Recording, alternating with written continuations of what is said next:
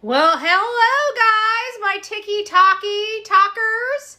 I was just on a YT Live and we were kind of discussing this whole news situation. If you guys haven't heard, they did find DNA on the gloves. From the East Coast to the West Coast, we are everywhere. True crime is.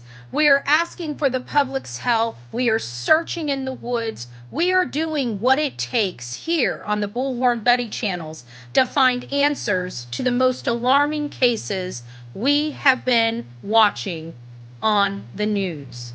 I can tell you personally that I have traveled this entire country seeking these answers and bringing that content right here to you here on the Bullhorn Betty channels and Bullhorn Betty Crime Stories. We are happy with the work that we've done.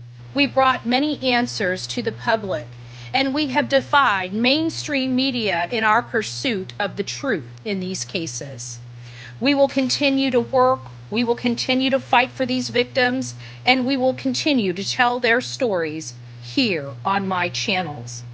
Welcome to the Bullhorn Betty brand of channels and the Coffee Club.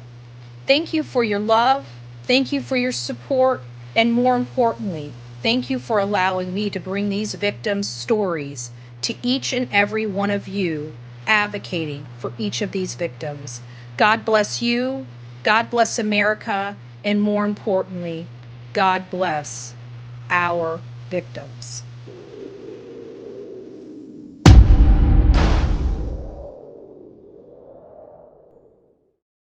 According to Sheriff Chris Nanos, there was DNA found on the gloves.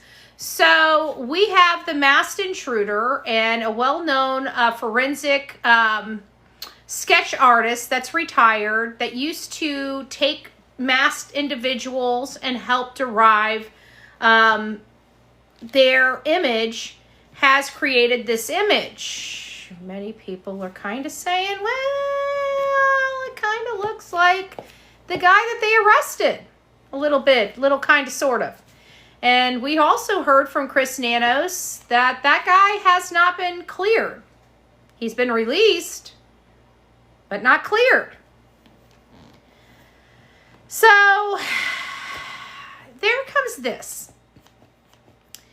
This is a perspective from somebody, and Abby Blabby, I can't remember her name. She seems like a nice gal.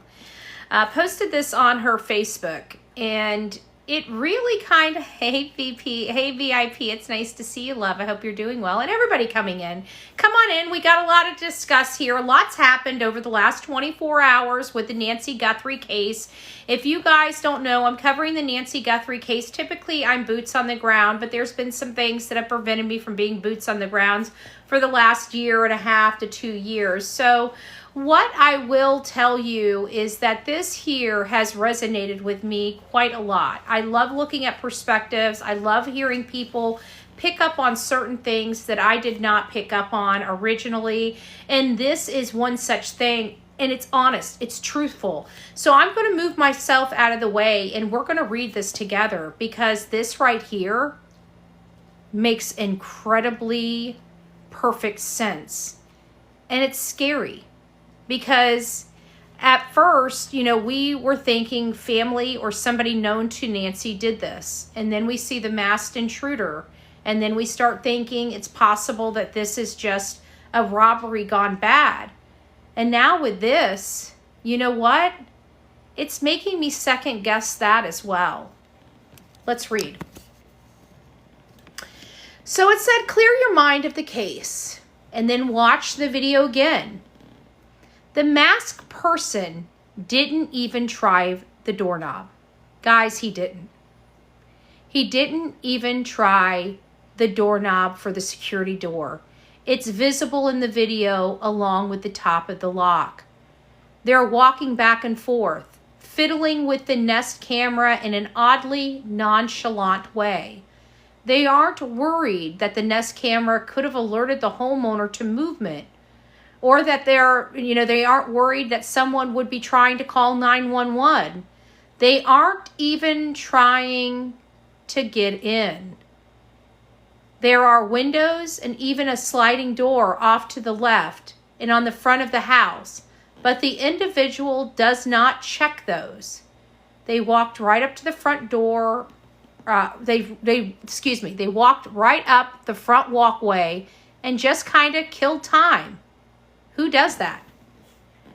So again, bringing me back to this, for the longest time, I am one that believes this person might not be known to Nancy. But even with that, even with my own theory may not be known to Nancy, it doesn't explain a lot of things. It doesn't explain why this person took Nancy with them. It doesn't explain why this person hung around their house for 41 minutes. It doesn't explain a lot of things that seem like it's more close to home than not. But I want to read this article to you because I think it is super, super important, folks. I really do. So the sheriff speaks to ABC News about DNA, gloves, and not giving up. This is super important. If you guys are super interested in this, who exactly does that? I feel it was after the fact. And so that might be the answer. That might be the answer. It might have been after the fact because we don't know the details and law enforcement isn't telling us. So we're trying to make heads or tails of all this information. And it's a lot of information at this point.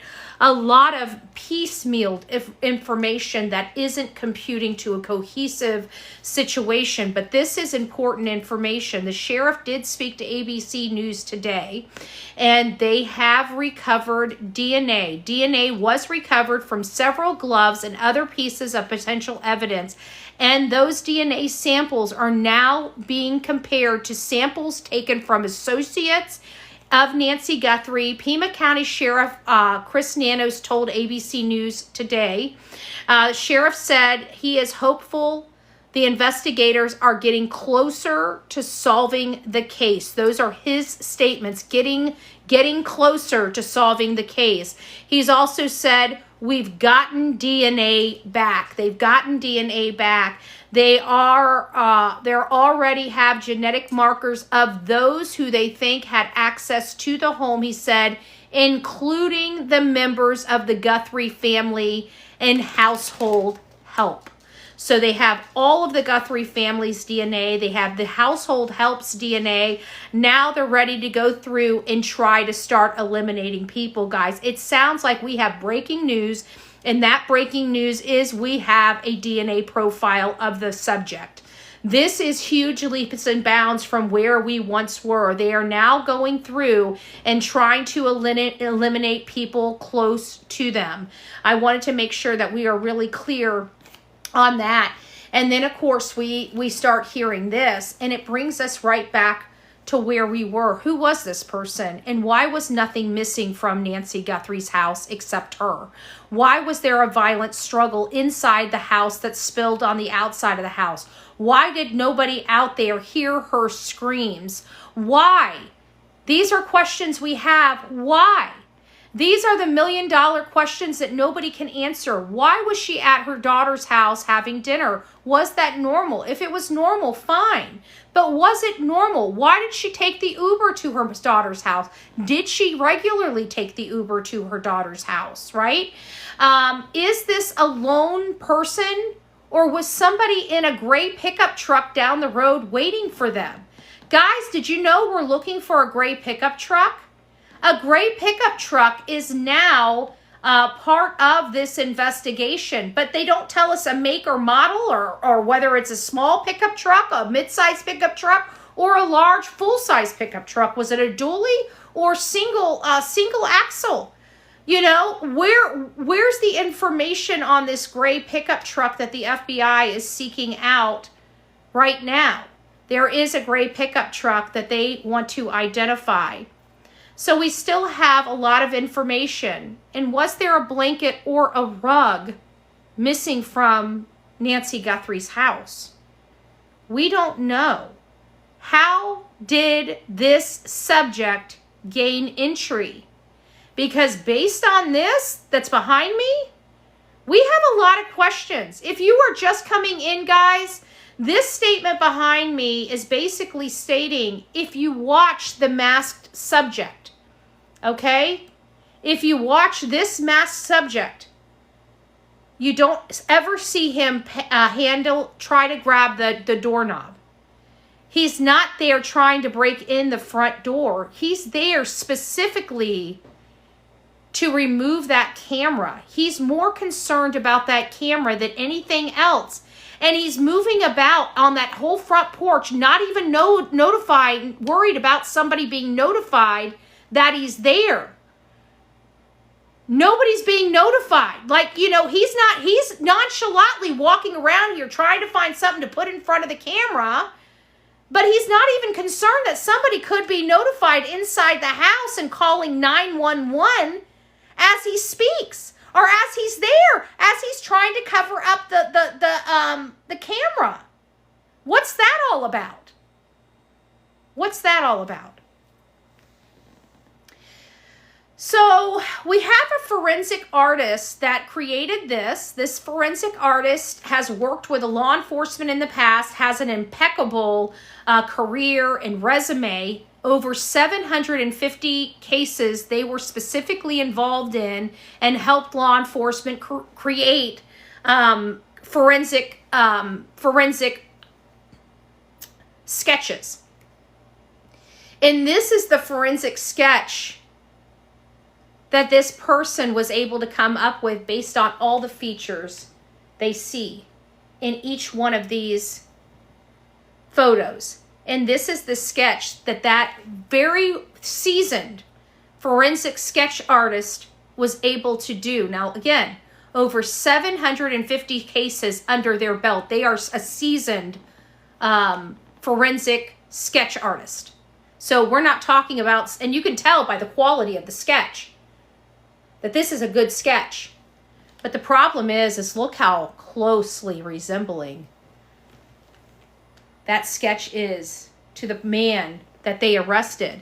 And in this statement with ABC, Chris Nanos reminds us that this guy right here has not been cleared.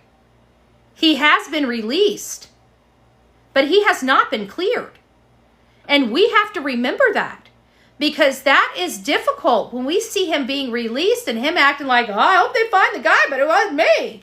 You know, we think that, okay, he's released, he's done. They went through, they haven't, he was very, very specific in stating the individual detained earlier this week for questioning in Rio Rico, Arizona. This is Carlos, who identifies himself as Carlos, is not fully cleared, even though he has been released and is under no law enforcement restriction, the sheriff says. This is the sheriff's statement. He's telling us this man here isn't off the hook. And this man here looks like a lot like the forensic sketch artist rendering of what the man may look like. You've not been cleared either, lady. I know. The only thing, I haven't been cleared. I'm a suspect because I have genie powers, you know? I have the genie powers. I can't be cleared. I was here in Florida, but they know I can just, port myself right on over there in Arizona. Better be watching out. You know what? Me and that, well, no, Bewitched has the nose thing. You hear Delilah, you hear her little thing. She's like, oh, don't forget me. If you're going to port, you better port. Come on, get on in the black hole. Come on, go for the ride with us. Say, you ain't going without me, mama. You ain't going without me. She's like, you ain't leaving. Let me get right on in there. She is adorable. She's my baby. You don't go anywhere. She doesn't go anywhere without me. When we go to Tennessee, she's coming with. I don't know how well she's only traveled to Tennessee one time with me, and she slept for 13 hours all the way there. She slept for 13 hours. The real Me Too, which is in chat right now, can tell you she felt DNA was recovered inside the home and sent to testing, not belonging to Nancy Guthrie. I know, Jake. We were just informing everybody that they have DNA and they're comparing it with the people around that that were known to Nancy. And look at this sketch. This is from a forensic sketch artist from looking at the features of the masked man. And look at this, Jake. Look at this. This is creepy. And we have a statement from the sheriff saying that they have not cleared him. He's been released. It says right here, the individual detained earlier this week, this is Carlos, questioning in Rio Rico, Arizona, who identified himself as Carlos, is not fully cleared, even though he has been released, and is under no law enforcement restrictions. And this is what Sheriff Nanos said. This is a statement directly from Sheriff Nanos. They do have the DNA, and it might not be him. It might not be him, but these are the statements. And let me read the whole article to you guys so I'm not piecemealing it. I know I hate when people do that. I hate when people do that and you're only getting part of it. So let me just read the whole article to you. It says DNA was recovered from several gloves and other pieces of potential evidence, and those DNA samples are now being compared to samples taken from associates of Nancy Guthrie, Pima County Sheriff Chris Nanos told ABC News Friday. Today is Friday. The sheriff said he was hopeful investigators are getting closer to solving the case. That's what we like to hear. We've gotten DNA back, Nanos says. They've already had genetic markers of those they think have access to the home. So they've already got DNA swabs from multiple people. He says, including members of the Guthrie family and household help, because we know she was 84 years old. She had landscape crew. We just saw the pool cleaners. That's another person with access to her home that goes back there and just cleans her pool. You have the landscapers, a house cleaner, you know, the handyman. All those people count, including her LPN or CNA or RN that comes and visits her at the house with, you know, whatever doctors or therapists that may come to the house. So they said, we've got the DNAs back, Nanos says. They've already had the genetic markers from those they think had already had access to the home, he said, including members of the Guthrie family and household help. Now we have to go through and try to eliminate people, he said. Several gloves have been found throughout an expanded search zone, a 10-mile radius. So they've searched 10 miles of the Guthrie home, and they found multiple different types of gloves, the sheriff said. No gloves were found at her home, which we were told there was a glove inside the home. That is, they're saying, is not true.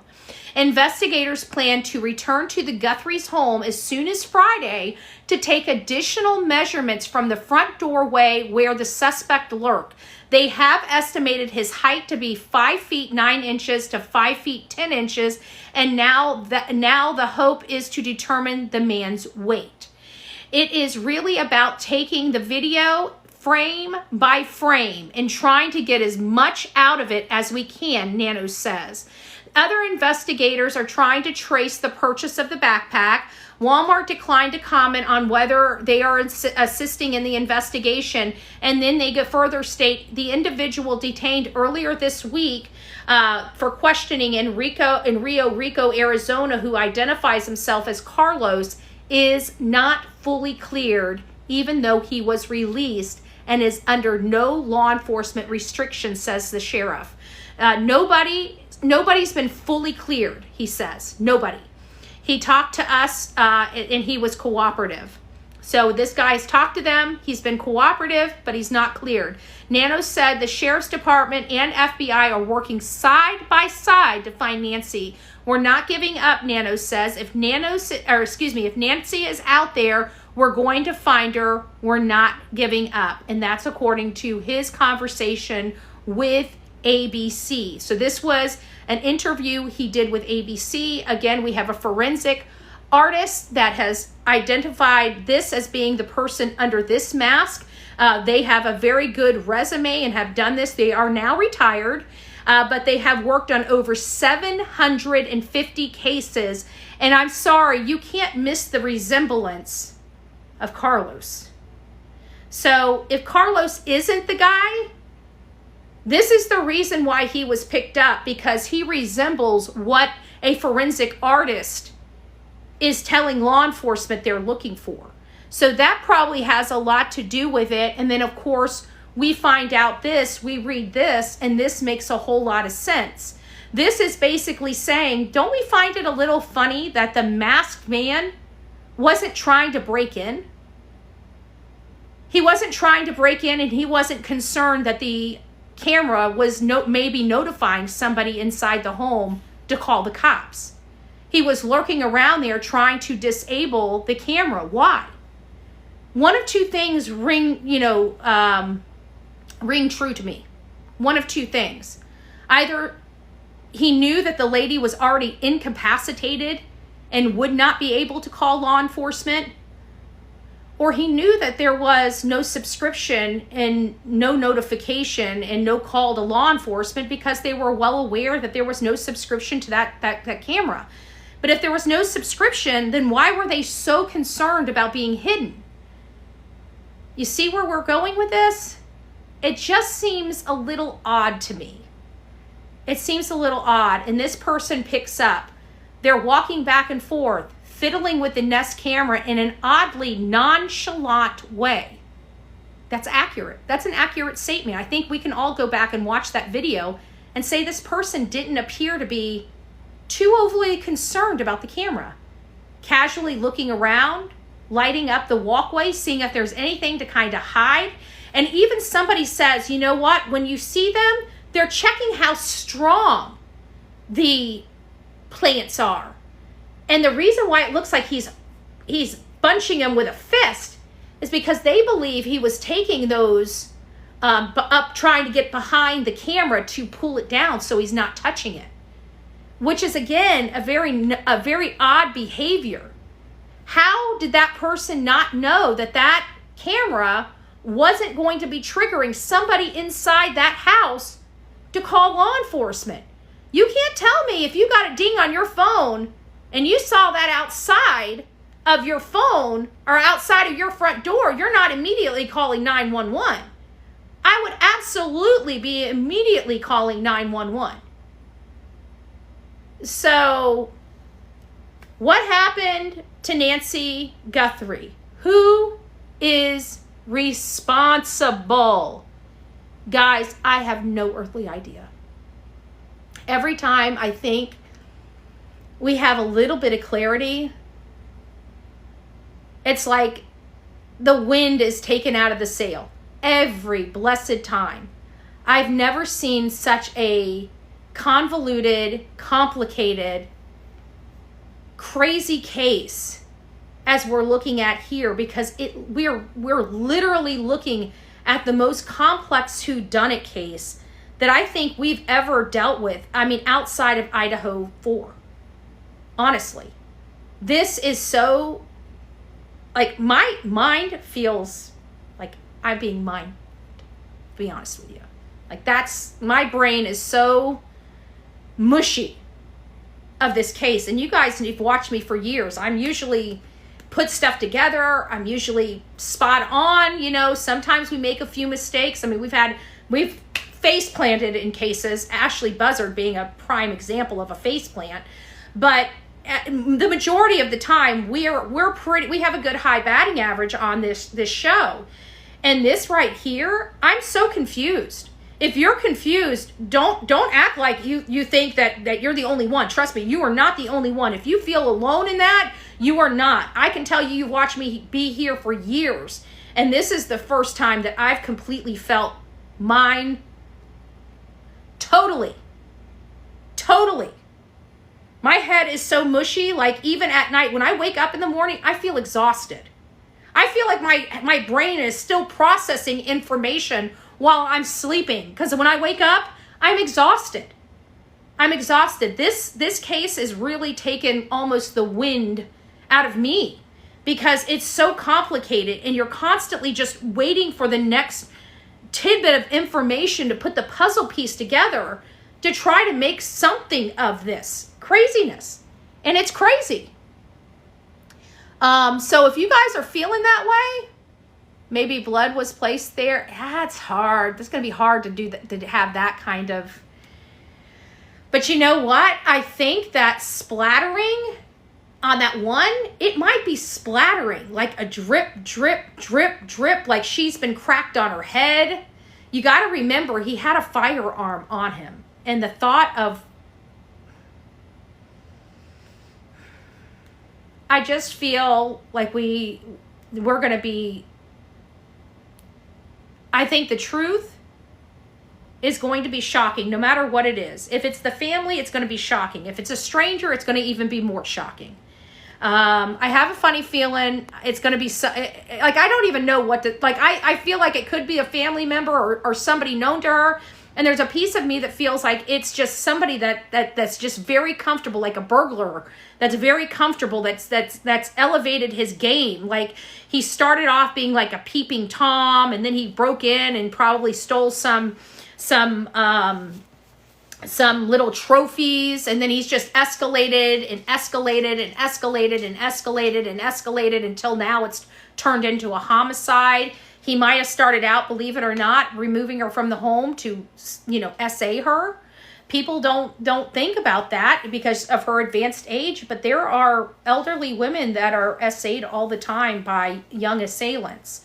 And as crazy as it is, it's not about the S of the whole thing. It's about the power and the control that they have over that person that they need. And so I've always thought that maybe the reason why she was removed was because of that element. If it was a stranger danger type of a scenario. But, the more you look at this, because you got to try to find a way to explain why there was no burglary. I mean, there was a burglary, but why there was no robbery, why was nothing missing from that house, or at least nothing missing that we know of? I mean, her wallet was there. Her car was there. These are big ticket items, right? The credit cards, the car could have been taken to a chop shop and just, sold for pennies on the dollar. So why were these things? And they would have had carte blanche in the home because obviously she wasn't there. And that person knew she wasn't there. It makes you wonder, did they disable the everything and go back there? Did this person go back to that home after they removed her at 228? Because you got to remember, law enforcement was never called back out there until noon the next day. Like, there was literally, 10 full hours where nobody knew nothing. So what happened in that 10 hours? Because you remember, Brian Koberger, as creepy as this is, he drove back by that scene that next morning to see if anything was going on. Well, they said her wallet was there. Nothing was missing. I would think that if money was missing, so I'd have to assume she had a little bit of cash. And most of these, like I remember when my grandfather was aging, he got like $20 a week. My mom would make sure he had some pocket money in case he needed anything. Under her mattress, something like that, maybe. But you would think the family would know that. And the family would go in there and say, check here.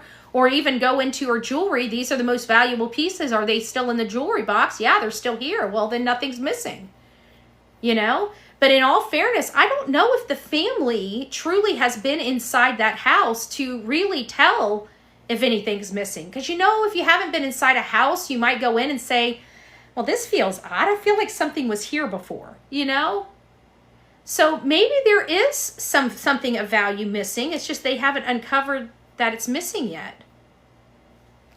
And there's so many speculative things because of who Savannah Guthrie is, but I just feel like there are a lot more powerful, richer people out there that they could have targeted. Besides, like, she's only worth like 40 or 45 million dollars, and you're like, yeah, it's 45 million dollars. But in today's world, that's, there's a lot more people that are a lot wealthier than that. And a lot of people that live very low profiles, don't live in gated communities because nobody even knows they're billionaires. Like, You know what I'm saying? Like there's just I don't know. I feel like there's more people out there. I don't know. I just feel like there's more people out there that have bigger pockets than $45 million, you know? So I'm still in the why phase. Like, why are we here? Like, who would want to do this and why? And somewhere in there, I think we're going to find the truth. But I think the truth, we're going to be pretty shocked. Because the reason why I think we're going to be shocked is because I feel like all of the paths where we know, like the son-in-law and the family, those I feel like have been concluded. Like I think that law enforcement at this time, 2 weeks in, would have went through their entire life and would have known if they were garbage or not. And it doesn't sound like they are garbage. It sounds like everything's kosher there. So it's like all of the known people that we would think it could be, I feel like it's just not.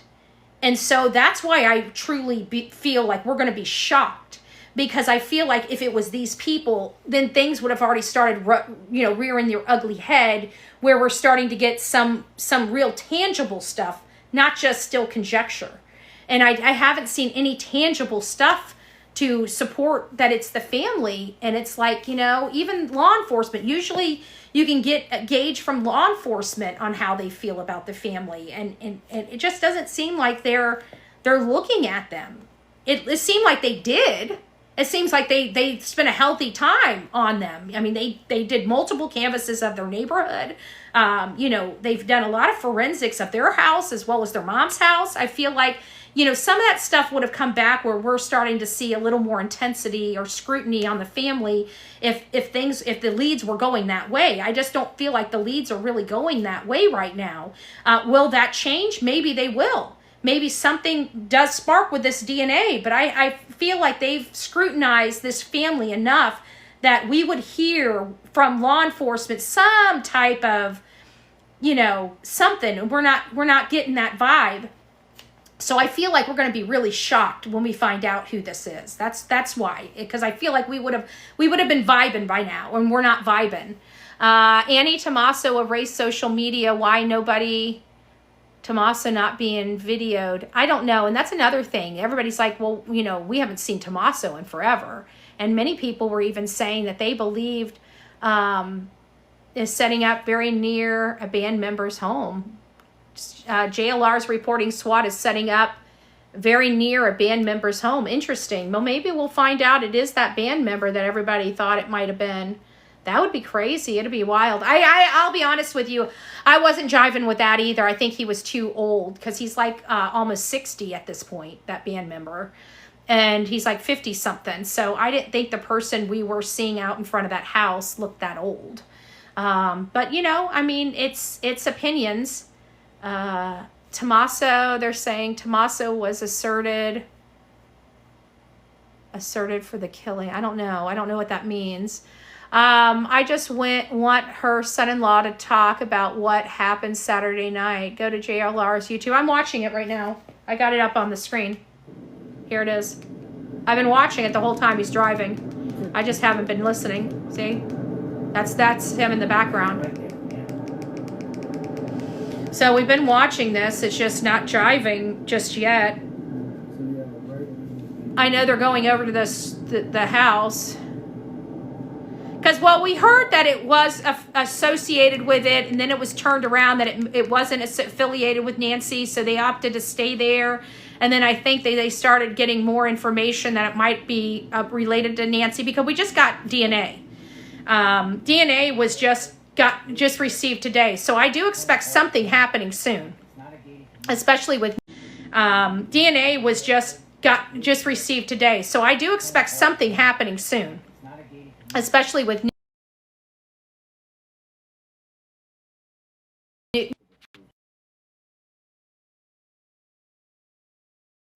what did it say? Can you show the screenshot behind? Oh, yeah.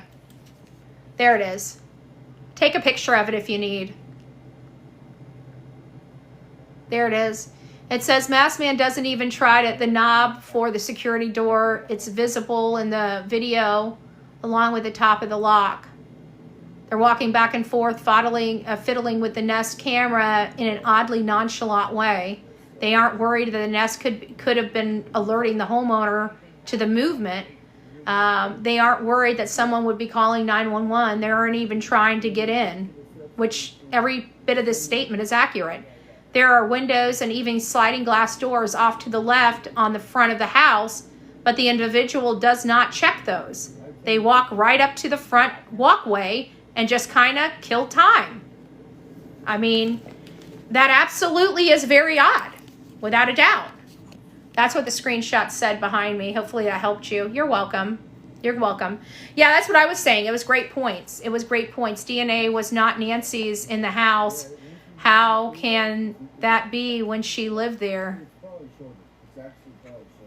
If it wasn't Nancy's in the house, then it was most likely the intruder. They did get a DNA profile back. They have a DNA profile right now. It was released by a statement from ABC. They did an interview with Chris Nanos, Sheriff Chris Nanos, and he says that they do have DNA profile back, and they are now comparing it to the families and the household's help profiles that were obtained during the investigation. Yeah, if it's not Nancy's, it's definitely somebody else's. Now, there is potential for cross-contamination. We are aware of that, but as excited as this sounds, it sounds like they have the profile. So keep our fingers crossed. It sounds like they have the profile. So anyways, guys, I just wanted to come on here, give you guys the update, talk about a perspective, very interesting perspective nonetheless, right? We do have a suspect that is kind of being nonchalant out in front of that house, taking their time, you know, fiddling with the camera, but not really trying to break into the house, which is interesting. And as a matter of fact, if you look at them, they're not looking in the windows. They're not seeing if anybody's moving. Is it because they thought nobody lived there? Is it because they cased the joint weeks ago and they didn't see any activity? Is that the reason? You know, or is this closer to home, like many people think? Possibly a band member? Possibly a family member? I guess we're going to know. It seems like the night is young, folks, so stay tuned here on the Bullhorn Betty channel. If we do have breaking news, I will be back with the breaking news right here on the TikTok and the YT. So we'll see you soon. God bless.